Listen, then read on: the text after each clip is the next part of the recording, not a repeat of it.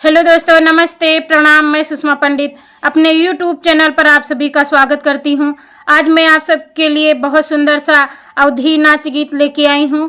अगर आप लोगों को पसंद आता है तो लाइक कीजिए, शेयर कीजिए और कमेंट में गीत कैसा लगा है ज़रूर बताएं।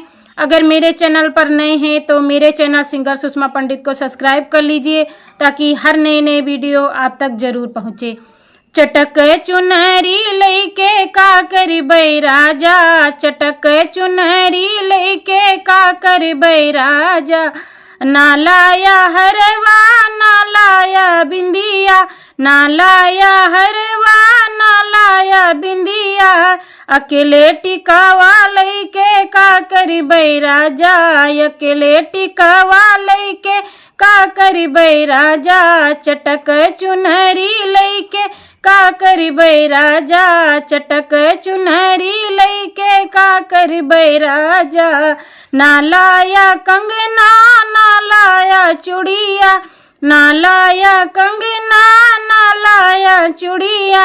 अकेले मुनरी लैके का करिबै राजा, अकेले मुनरी लैके का करिबै राजा।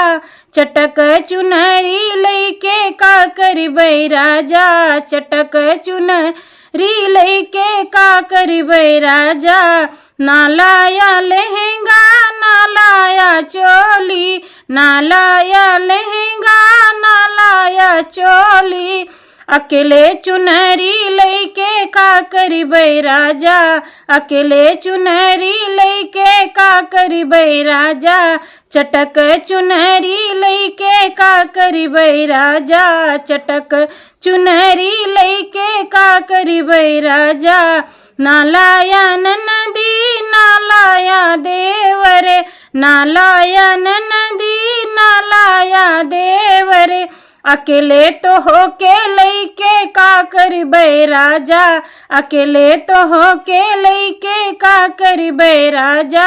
चटक चुनरी लैके का करिबै राजा, चटक चुनरी लैके का करिबै राजा।